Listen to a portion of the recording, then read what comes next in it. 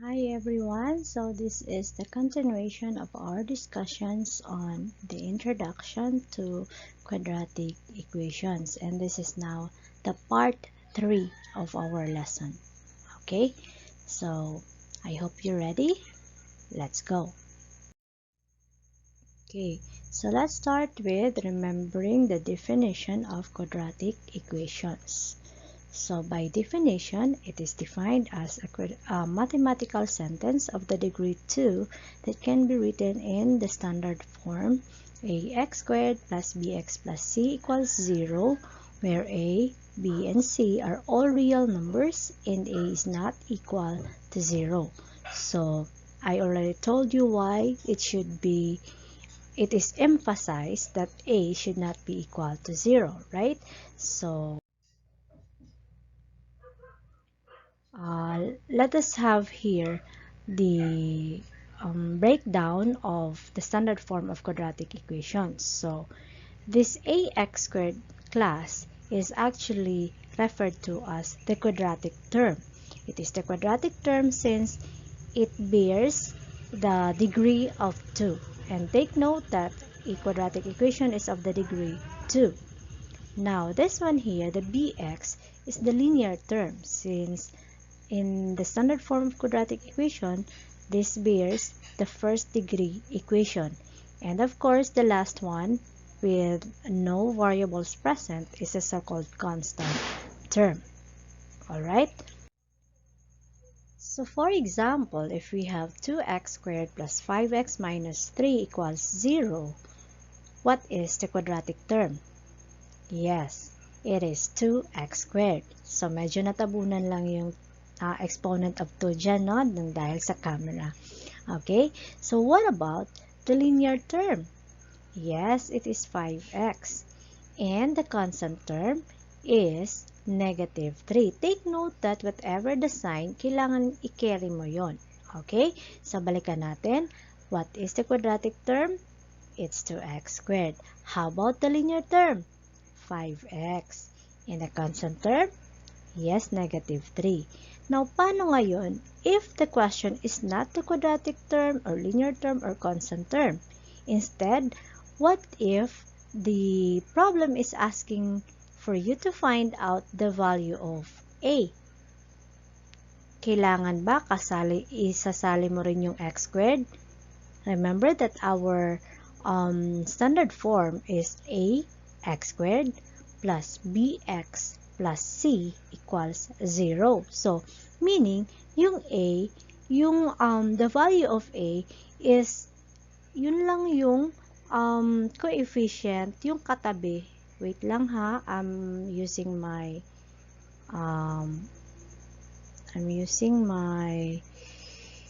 pen. Okay? So, yun lang yung katabi ng x squared. So, meaning, ito lang yung dapat mong isagot. So, pag may nagtanong, what is the value of a? So, yung isasagot mo, hindi nakasali yung x squared. A equals 2 na lang. And that's the same thing when the question is asking for you to find out the value of b. Since yung b is katabi lang yung x, so ito lang yung kailangan mong isagot. Hindi nakasali yung x. Okay, so emphasize na yun ha. Okay, so b is equal to 5. And of course, kasali din, that's the same thing with c. The value of c now is itong negative 3. Pero take note nga kailangan kasama yung kanyang sign. Okay, so it's negative 3. Balikan natin. What is the value of a? Balikan lang natin ha. Tanggalin muna natin para may thrill. Okay? So, what is the value of a? Tanggalin ko lang din yung mga, erase ko lang yung mga, okay. So, ano yung value ng a? Yes, it's 2. What about the value of b? 5. And c? Negative 3. Okay, very good. Another example. If we have 3x squared minus 7x plus 4 equals 0, what is the quadratic term? How about the linear term? Sige, kayo nung bahala dyan ha. What about the constant term?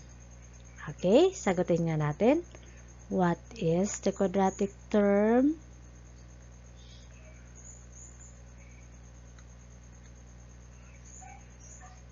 Okay, so magsimula tayo sa constant term.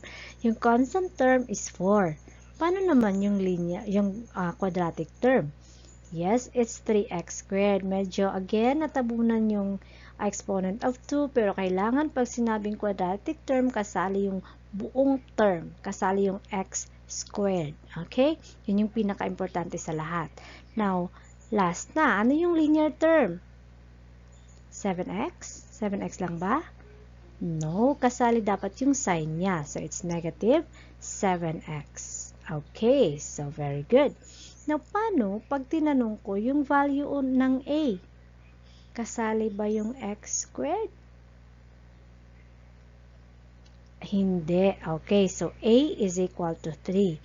What is the value of b? Yes, kasali yung sign niya, so it's negative 7. And what about C? Yes, it's 4. Okay, balikan nga natin. Value of A, 3, B, negative 7, and C, 4. Okay. Ito pa. What if we have 3x minus 2x squared equals 7? Yun, tingnan yung maigi. Remember that our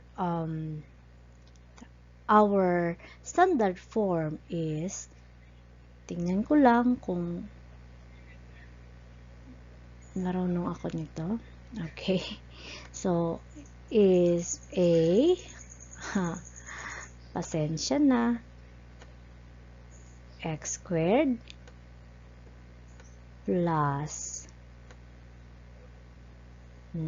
medyo struggling tayo dito ha. Pasensya na po. Okay. C na yan. Basta understood na yan na C equals 0. Okay, ngayon yung tanong, yung given ba natin is naka-standard form? Tama, hindi siya naka-standard form. So, paano ngayon yung arrangement ng standard form?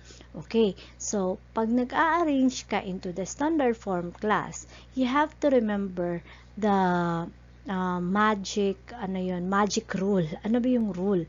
Kailangan, pag yung isang term is tumawid siya dun sa equal sign, mag-change yung sign niya. Okay, ganitong gagawin. So, di ba yung start natin is ax squared, di ba? So, dapat etong term na to, yung dapat na nauna. And, isama mo yung sign. Okay? Dahil hindi siya tumawid ng sign, nandito lang talaga siya. So, the sign will never change, will not change. Okay? So, ito yung dapat na mauna. So, you have 2x squared. Oh. Okay, then, dapat, yung kasunod is the linear term. Yung linear term natin, nasaan ba? Okay, ito yung linear term natin, 3x. Diba, positive siya? So, lagyan natin ng positive, tapos, 3x. Ang galing-galing. Okay, di ba dapat yung constant term ang kasunod? Now, yung constant term natin nasa labas ng equal sign. Meaning, kailangan niyang tumawid papunta dito sa left side of the equation. So, dahil tatawid siya, pupunta siya doon. So, ito na yung sinabi ko na kailangan yung maintindihan, kailangan yung ma-remember yung magic rule. So, yung magic rule is from positive 7, kailangan maging negative 7 na siya. Bakit? Dahil tumawid siya ng equal sign. Yun yung pinaka-magic rule ng, ang tawag dyan is transposition method. Nag-transpose ka na. Okay? So, tapos, sagyan mo na ng equals 0. And there you go. Nasa standard form na yung iyong given. Okay? So, ngayon, tanggalin muna natin sila para wala tayong magiging problema. Wait lang. Dapat pala naka-mouse ako. Wait lang ha. Tanggalin natin lahat. Erase, erase, erase. Kasi ang gulo. Okay, pag kayo pwede nyong i-replay na lang, no? Para, okay, yan. Tanggal na. Okay, ngayon, ano nga ulit yung standard form? Naalala nyo pa? Okay, ito na yon. Okay? Kailangan class naka-standard form muna siya bago nyo i-identify yung quadratic term, yung linear term, yung constant term, o kahit yung values ng A, B, and C. Kasi pag hindi siya naka-standard form, baka malito kayo. Baka yung masagot nyo for the quadratic term is yung nauna. Kasi yung thinking nyo is dapat yung nauna, yun yung quadratic term. Hindi. Kailangan naka-standard form muna siya, naka-arrange. Okay? So, dahil naka-standard form na to, what is the quadratic? Ano yung tawag sa negative 2x squared? Natabunan yung camera, ng camera yung exponent dito. So, dapat yan is negative 2x squared. Sulat nga natin para sure. Okay? So, ito, yung natabunan na yan is actually negative. Dapat practicein ko na tong pagsulat-sulat na to. Okay, so yan. So, yung natabunan na yan is negative 2x squared. Anong tawag dyan? Yay, ang galing. So, that's quadratic term. Now, ano naman yung tawag dito sa 3x? First degree equation yan, kaya linear term ang tawag. Okay, now how about the negative 7?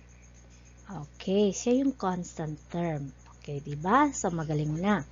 Pero, kung hindi nyo na-standard form yung given natin, may tendency na magkakamali kayo. Okay? So, remember, set into standard form before identifying quadratic, linear, and constant terms. Okay?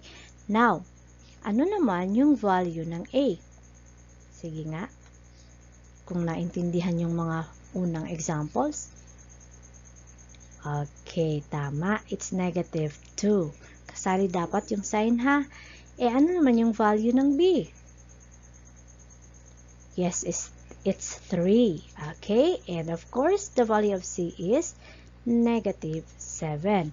Balikan nga natin. The value of A, negative 2. And B, 3. And of course, C is negative 7. Okay. Now, meron pa tayong example. Naka-standard form ba? Hindi. Okay. Ano yung arrangement?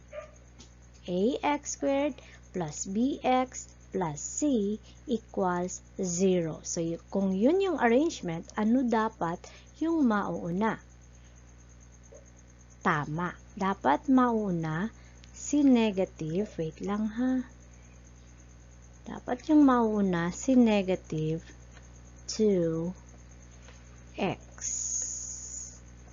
squared. Okay. Tapos, ano yung magpa-follow? Diba, quadratic, linear na dapat. So, saan yung linear term? Yung linear term po natin is nasa labas ng equal sign. Applied ba yung magic rule ng transposition method? Yes, applied. So, from positive 6x, magiging negative 6x. Ay, ang galing ng 6 ka, diba? Okay, 6x na siya. Tapos, dapat followed by, linear term must be followed by the constant term. Yung constant term natin, nandito lang. So, i-apply ba natin yung magic rule? Hindi na. So, dahil hindi siya tumawid ng equal sign, you just have to carry the sign of positive 5. Tapos, lagyan na lang natin ng equals 0. Struggling na sa sulat. Okay, so, there you go. Meron na tayong standard form. Check nga natin yung sagot. Okay, very good. So, dahil meron na, pwede na natin yung tanggalin yung writings ko na ang galing-galing. Hahay. Tanggalin muna natin yan kasi Nakakagulo. Okay? So, ngayon, naka-standard form na siya. Ano daw yung quadratic term? Sige nga. Okay, very good. So, it's negative 2x squared. Sulat ko muna kasi natabunan ng camera. Okay? So, yung quadratic term is negative 2. Struggling sa sulat ha. Wala kasi akong mouse. Okay, 2x squared. Ngayon, ano naman yung constant term? Negative 6x ba? Constant term yung tinatanong. Okay, so yung constant term is 5. Yun lang. Constant term dapat yung term without variable. Okay, and of course, ano yung linear term? Wala nang iba kundi si negative 6x. Okay, there you go. Ngayon naman, ano yung value ng a? Sige nga, while I will be erasing this, tell me what is the value of a. Okay? Negative 2? Negative 2 ba? Yes, of course. And what about b? What is the value of b? Negative 6. And of course, c is equal to 5. Balikan natin, mabilisan lang. A. C pala yung nauna. Okay, c is equal to 5. B is negative 6. And A is negative 2. Okay? Yan lang. Meron pa tayong example. Paano pag ganito ang given? X plus 3 times x plus 4. Okay, so remember our last lesson? Okay, you have to go through multiplying polynomial. So, kailangan mag-multiply muna. It's either you're gonna make use of the distributive property or the FOIL method. So, whichever way, sige, pause nyo yung video tapos mag-multiply muna kayo. Pagkatapos, i-restart nyo yung video. Ano ba yung sagot nyo nung nag-multiply kayo? Ito ba? Okay, kung ito, edi tama kayo. So, meron na tayong x squared plus 7x plus 12 equals 0. Because we have this na and naka-standard form na siya, very clear. So, we can now identify the constant term. Ano yung constant term? X squared? Hindi. It's 12. Okay? And what about the linear term? 7x. And, of course, the quadratic term is x squared. Yun. Okay. Pagkatapos, identify na natin ngayon yung value ng a. Hala ma'am, wala. Is it 0? Class, take note that pag wala kayong makikita beside a or b, beside x squared I mean, or b or x, so pag wala kayong nakikita, it's understood to have 1. Okay? Dahil wala, meron yang 1. Kagaya ng linear term, di ba? May highest exponent siya, hindi nyo nakikita dahil yung highest exponent niya is 1. Okay? So, ganun din sa coefficient. So, a is equal to 1. And now, what about the value of b? 7. And c is equal to 12. Alright. So, ngayon, balikan natin sila isa-isa. A is 1. B is 7. C is 12. Okay. Isa pa. Paano naman to? Okay. Mag-multiply ka muna. Ano yung sagot pag nag-multiply ka sa left side of the equation? Sige nga. Mag-multiply kayo tapos i-pause nyo yung video. Tapos tingnan natin kung tama yung magiging sagot nyo.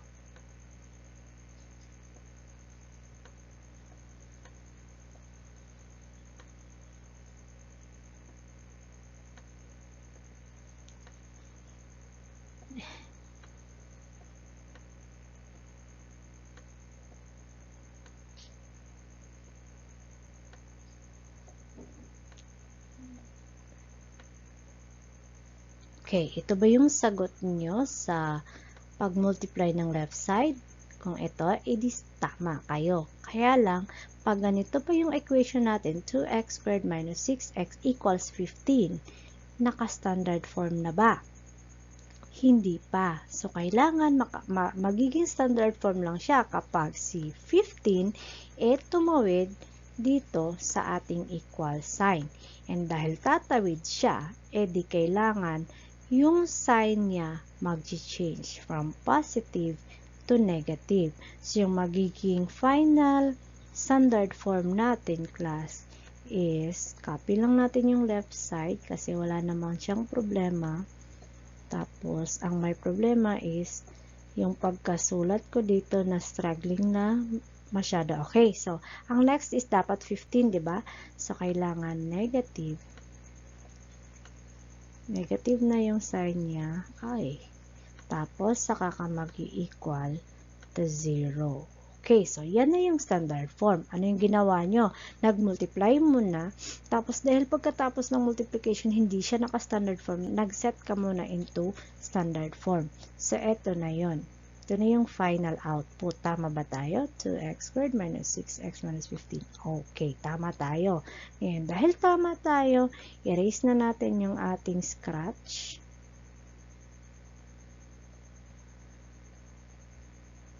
Okay. Pati sa pag-erase, nahihirapan. Wala kasi yung mouse.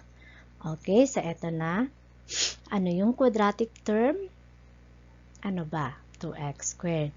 Paano yung linear term? Negative 6x. And of course, the constant term is negative 15. Now, what about the value of a? Yes, it's 2. And what about b? Tama, negative 6, and C is negative 15. Hindi siya nakita. So, dito na lang natin tingnan, no? C is negative 15, B is negative 6, and A is 2. Another example. 2x plus 7 times x minus 1 equals 0. So here, you need to go back to multiplication. So when you do the FOIL or the distributive property, you will come up with this one. 2x squared plus 5x minus 7 equals 0. Alright? So now, what is this negative 7? Yes, it's the constant term. And what about the 5x? This is the linear term. Now, of course, the 2x squared is our quadratic term. Now, what is the value of a? Yes, it's 2. And what about b? Yes, it's 5. And how about c? Yes, it's negative 7. Okay, medyo natabunan lang dyan, no? Pero tingnan natin dito. So, A is 2, B is 5, and C is negative 7. Okay. Now, did you understand the discussions? Let's have activity. As promised, every video meron kayong dapat sagutan. And here we go. Write each quadratic equation in standard form, ax squared plus bx plus c equals 0, and then identify the values of a, b, and c. And parang yun lang examples natin kanina. Okay, so here are the problems that you're going to work on. And just like your assignments, you have to do this in your solution notebook. Try to take a picture of your answer and take a selfie and then go upload it in your drive. Okay, so that's all for today, class. Bye bye everyone.